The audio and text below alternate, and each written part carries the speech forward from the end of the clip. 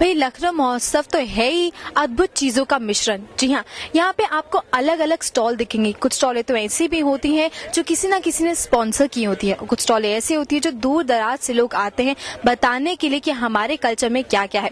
बस उसका मिश्रण हो जाता है लखनऊ महोत्सव और बन जाता है लखनऊ वाइट्स के लिए नहीं बल्कि दूर दूर रहने वाले यानी कि कानपुर आसपास के एरिया में रहने वालों के लिए भी एक महोत्सव। इस वक्त मैं पहुंच चुकी हूँ एक ऐसी स्टॉल में जो किसी ने स्पॉन्सर किए, लेकिन उस स्टॉल के बारे में मैं आपको कुछ नहीं बताऊंगी। वो एक ऐसी स्टॉल है जो आपका दिल जरूर पसीज देगी और आपको मजबूर कर देगी कि आप भी उन जो स्पेशल लोग हैं उनकी मदद करिए। आइए चलिए बात करते हैं स्टॉल के बारे में, जिनकी वो स्टॉल है। उनसे पहले मैं आपकी मुलाकात करवाती हूँ। मैं आपका नाम जानना चाहूंगी सर। मेरा नाम रजनीश है और मैं अपने अंगूठे के नाखून से चित्रकारी करता हूँ। अच्छा। मतलब इन चित्रों की खासियत ये होती है कि ये उभार युक्त बन जाते हैं और उनको देखने के साथ साथ टच कर मतलब हाथों से छू के महसूस करके समझा भी जा सकता है। तो मैं आपसे जरूर पूछना चाहूंगी, जैसे कि आपने बताया हम सभी को कि आपने अंगूठे के द्वारा ये चित्रकारी बनाई है, तो मैं पूछना चाहूंगी स्पेशली जैसे कि आपने हमें थोड़ी देर पहले बताया था कि ये स्पॉन्सर की गई है स्पेशली कुछ लोगों के लिए, तो उसके बारे में हमारे व्यूअर्स को कुछ बताइए। देखिए, उभार युक्त होने के कारण जो नेत्रहीन व्यक्ति हैं हमारे समाज के, उनके लिए ये कला बहुत ही कारगर है, क्योंकि जो नेत्रहीन व्यक्ति हैं उनके लिए ब्रेन लिपि एक माध्यम है जिससे वो केवल पढ़ते हैं। इस कला के माध्यम से वो अपने भावों को चित्र के रूप में हमको समझा भी सकते हैं। तो आप लोगों को क्या मैसेज देना चाहते हैं, क्यों आपने ये स्टॉल यहाँ पे लगाया, जिसने आपको स्पॉन्सर किया उसके बारे में कुछ हमें बताइए। मुझको इंडियन रेड क्रॉस सोसाइटी ने स्पॉन्सर किया है और वो इसलिए कि समाज के जो गरीब लोग हैं और जो नेत्रहीन व्यक्ति हैं उन तक ये कला पहुंचे, उनको इस कला से लाभ मिल सके। तो हम अगर आगे बढ़े तो आप हमें कुछ नमूने, कुछ ऐसे एग्जाम्पल दिखा सकते हैं ताकि हम अपने व्यूअर्स को भी बता पाएं कि कैसे होते हैं ये चित्रकार।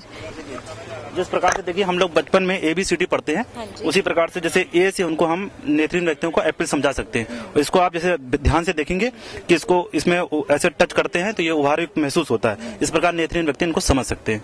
तो ये तो हो गया अल्फाबेट्स की बात। आपने कुछ यहाँ पे कुछ और भी बनाए हुए, जैसे फेमस पर्सनालिटियां होती है, जैसे हम लोग बचपन में चाचा चौधरी पढ़ते थे, उसका चित्र भी इस तरह से उनको समझा सकते हैं। और जैसे हमारे देश के प्रधानमंत्री जो भूतपूर्व थे अटल बिहारी वाजपेयी, इस तरह की जितनी भी फेमस पर्सनालिटी है उनको बड़े आराम से नेत्रहीन व्यक्तियों को समझाया जा सकता है।